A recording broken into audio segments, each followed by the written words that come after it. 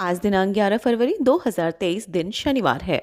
नमस्कार, मैं शिक्षा मिश्रा स्वागत करती हूँ आप सभी का मध्य प्रदेश के नंबर 1 चैनल सुप्रभात न्यूज एमपी में। तो चलिए शुरू करते हैं, जानते हैं एक खबर को विस्तार से। इस साल मध्य प्रदेश बोर्ड परीक्षाओं की उत्तर पुस्तिका में बार कोड लागू होगा।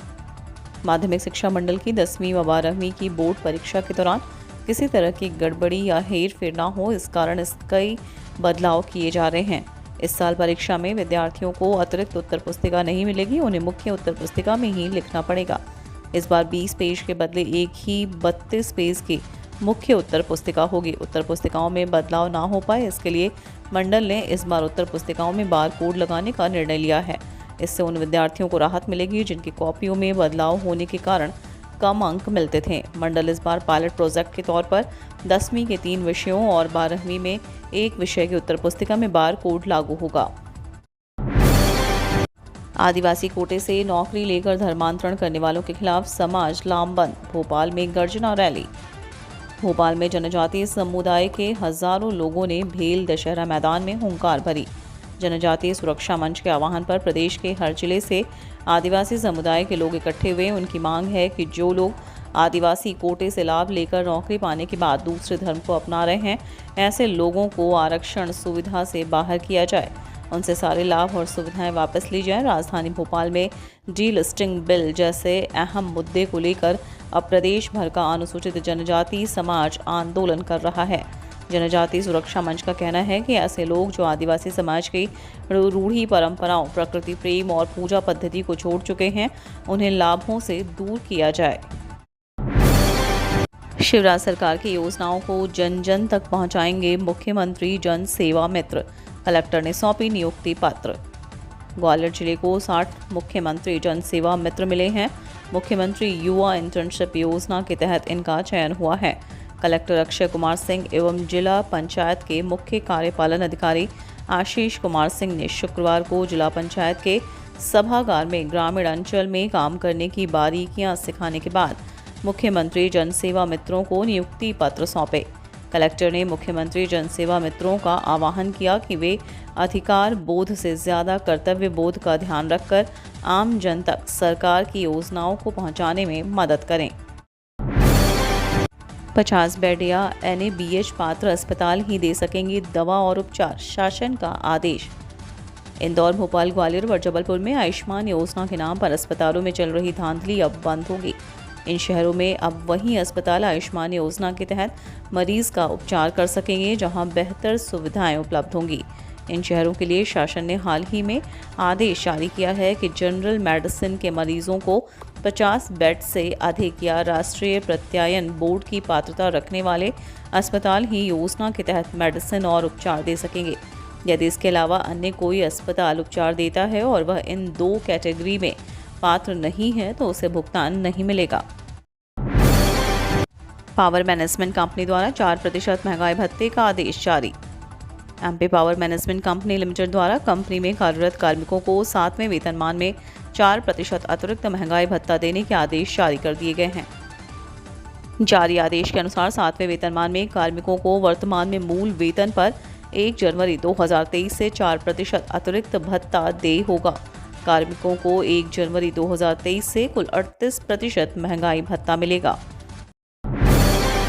सीहोर में भोपाल इंदौर 4 लेन पर 7 दिन सुबह 6 से रात 10 बजे तक नहीं चलेंगे भारी वाहन।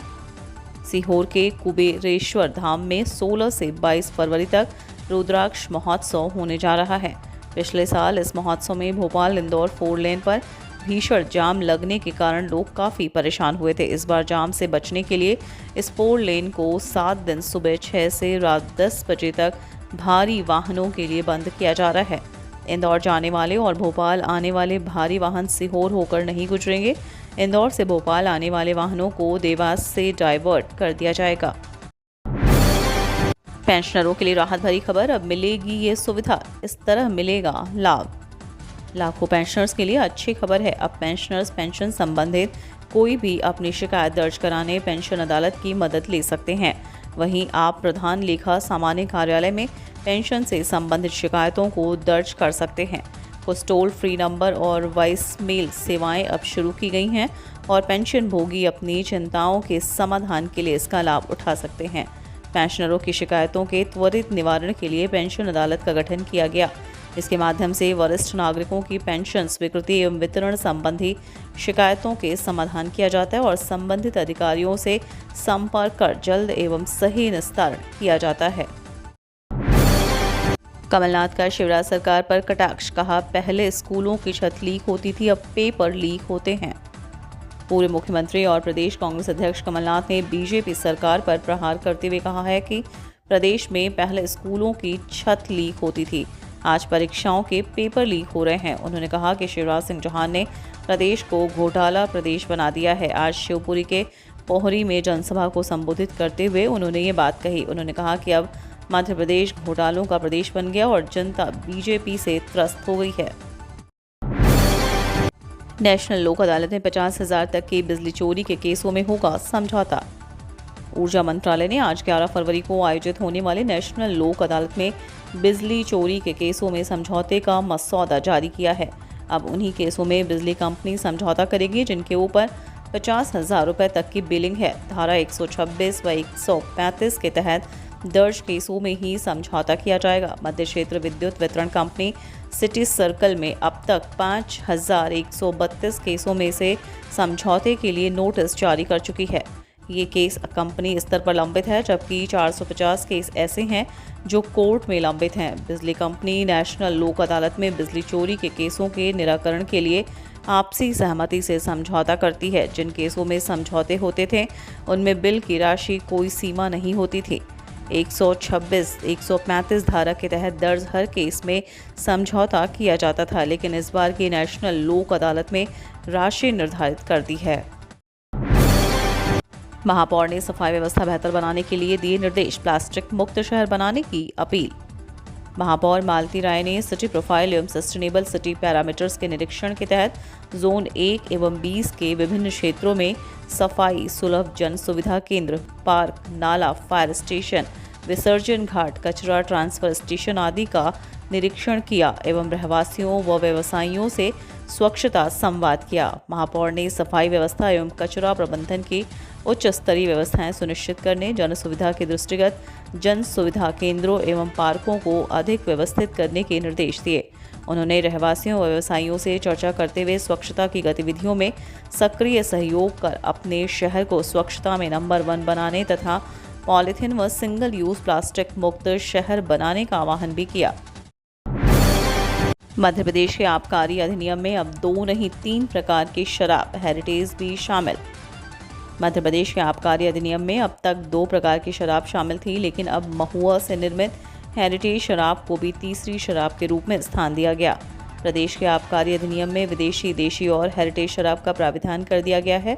राज्य सरकार ने अपने 64 वर्ष पुराने मध्य प्रदेश आबकारी अधिनियम में बदलाव कर नई व्यवस्था लागू कर दी है। राज्य सरकार ने अगले वित्त वर्ष के लिए निकाले जाने वाले शराब के ठेकों के टेंडर के लिए मध्य प्रदेश आबकारी एक्ट 1915 के तहत विदेशी, देशी एवं हेरिटेज शराब की परिभाषा जारी की है। मध्य प्रदेश विकास यात्रा में शिवराज सरकार की किरकिरी। इस साल के अंत में मध्य प्रदेश में विधानसभा चुनाव होने वाले हैं। चुनाव को देखते हुए एमपी सरकार विकास यात्रा निकाल रही है, मगर इस यात्रा में विधायकों और मंत्रियों को जनता की खरी सुननी पड़ रही है। 5 फरवरी से शुरू हुई ये यात्रा 25 फरवरी तक चलेगी। यात्रा में सरकार के विकास का गुणगान किया जा रहा है, जिस पर लोग उनसे पूछ रहे हैं कि यहाँ विकास हुआ है। कांग्रेस की इस विकास यात्रा को निकास यात्रा बता रही है। इंदौर में 13 फरवरी से होगी G20 के कृषि कार्य समूह की बैठक। प्रवासी सम्मेलन, इन्वेस्टर समिट, खेलो इंडिया खेलो जैसे बड़े आयोजनों के बाद इंदौर में G20 देशों की बैठक होने जा रही है। 13 से 15 फरवरी तक G20 कृषि कार्य समूह की बैठक होगी। इसमें 250 से ज़्यादा प्रतिनिधि, अफसर और जनप्रतिनिधि शामिल होंगे।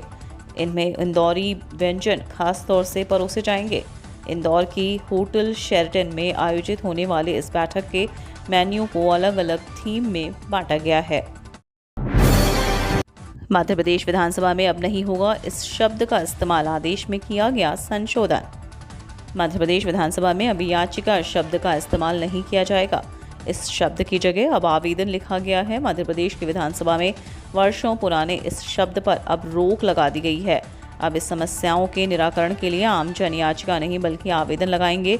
इसके लिए विधानसभा के स्थायी आदेश में संशोधन किया गया है। इससे जुड़ी समिति का नाम पहले ही बदला जा चुका है। इसी के साथ विधानसभा में सामंती शब्द का समापन हो गया है। 2 दिन बढ़ेगा फिर घटेगा पारा, पहाड़ों में बर्फबारी का असर। मध्य प्रदेश में हल्की ठंड का दौर एक बार फिर लौटेगा। मौसम वैज्ञानिकों की माने तो अगले 2 दिन तक दिन रात के तापमान में 2 डिग्री तक बढ़ोतरी होगी, लेकिन 13 फरवरी से तापमान में 3 से 4 डिग्री तक गिरावट होगी। पहाड़ों में बर्फबारी का असर दिखाई देगा। मौसम वैज्ञानिक एच.एस. पांडे ने बताया कि दक्षिण पश्चिमी हवाएं चल रही हैं। इसमें तापमान में बढ़ोतरी हुई है। 2 से 3 दिन रहेगी। जब यह वेस्टर्न डिस्टर्बेंस उत्तरी भारत से क्रॉस हो जाएगा तब हमारे यहाँ ठंडक और बढ़ेगी। तापमान 3 से 4 डिग्री तक गिर जाएगा। इसका असर प्रदेश के सभी हिस्सों में देखने को मिल सकता है।